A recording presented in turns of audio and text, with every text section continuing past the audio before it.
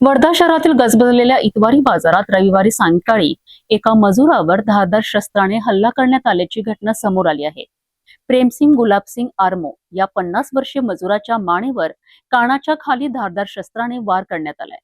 या हल्ल्यात ते गंभीर जखमी झाले असून हल्ल्यानंतर आरोपी हा घटनास्थळावरून फरार झाला आहे। वर्धा शहरातील इतवारा बाजारात रविवारी सायंकाळी 4च्या सुमारास ही घटना घडली। प्रेमसिंग आरमो हे पत्नी बिस्तोबाई आणि गावातील इतर मजूर साथीदारांसोबत बाजारात खरेदीसाठी आले होते। ते बाजारात सामान खरेदी करीत असताना एका व्यक्तीने मागून येत त्यांच्या मानेवर धारदार शस्त्राने वार केला आणि घटनास्थळावरून पसार झाला। हल्ल्यानंतर बाजारात एकच खळबळ उडाली आहे। उपस्थित नागरिकांनी जखमी प्रेमसिंग आरमो यांना तातडीने शासकीय रुग्णालयात दाखल केले। प्राथमिक उपचारानंतर डॉक्टरांनी त्यांना पुढील उपचारासाठी सेवाग्राम रुग्णालयात हलविले। या प्रकरणी जखमीची पत्नी बिस्तोबाई प्रेमसिंग आरमो यांच्या तक्रारीवरून वर्धा शहर पोलीस ठाण्यात गुन्हा दाखल करण्यात आला आहे।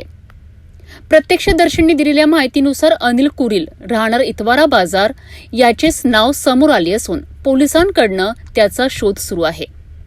या प्रकरणी गुन्हा क्रमांक 1338/2026 अंतर्गत भारतीय न्याय संहितेच्या कलम 109(1) नुसार गुन्हा दाखल करण्यात आलाय।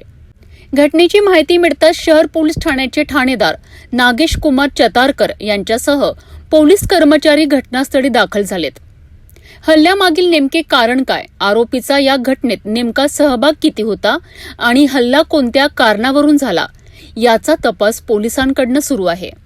गजबजलेल्या इतवारा बाजारात मजुरावर झालेल्या या हल्ल्यामुळे परिसरात खळबळ उडाली आहे। जखमींवर रुग्णालयात उपचार सुरू असून फरार आरोपींचा शोध घेण्यासाठी पोलिसांकडून तपासाला वेग देण्यात आला आहे।